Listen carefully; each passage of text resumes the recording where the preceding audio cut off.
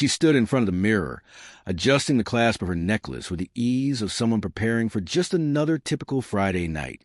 I was on the couch, tying my shoes, imagining a quiet dinner for two, something low-key to help us both recover from a week that had drained us.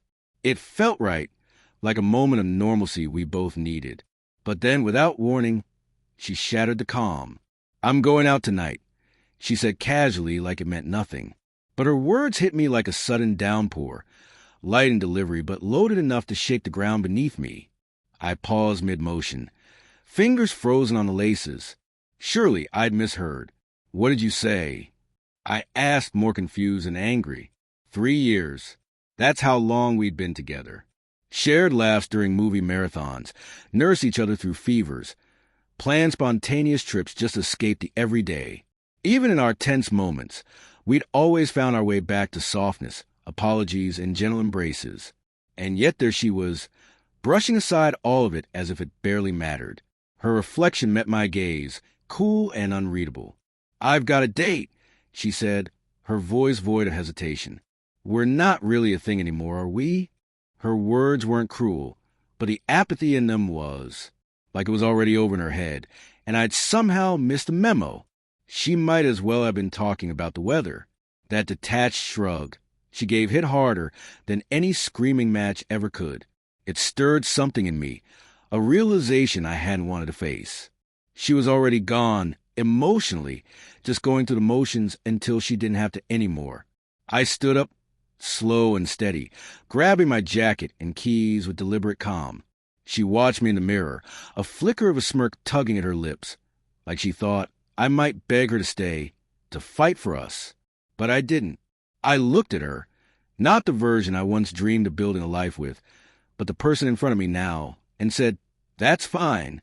I've been meaning to say I met someone, too." The smirk died instantly, like a candle snuffed out. Her brows pulled in, the first visible crack in her composure. She didn't speak right away. I saw the slight tremble in her fingers as they tightened around her purse strap. "You're lying," she said, but the certainty was gone from her voice. I wasn't lying.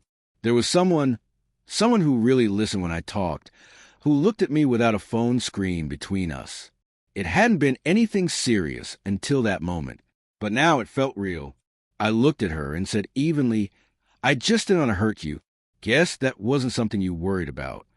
I stepped toward the door, opening it just enough to feel the cool air outside. I waited for her to stop me, to say something. Her mouth parted slightly, but no words came. For the first time in a long while, she seemed unsure, caught off guard by the idea that I might actually walk away. And I did.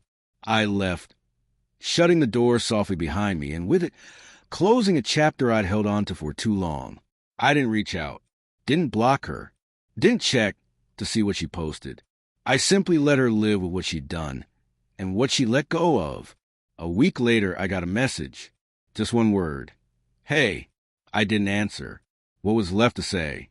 That she'd pushed me away only to realize I wouldn't chase her this time? That I was no longer the man who'd sacrifice his dignity for someone who treated love like a backup plan? I started seeing the other woman more often, slowly, with intention. She was kind without trying, honest without calculation. There were no games, no second-guessing. The more time I spent with her, the more I wondered why I had stayed so long in something that had grown so lopsided. Every now and then, my mind drifted back to that night, to her casual declaration that unraveled us. I wondered if she ever regretted it, if she went on that date or ended up sitting alone, hearing my words echo in her head.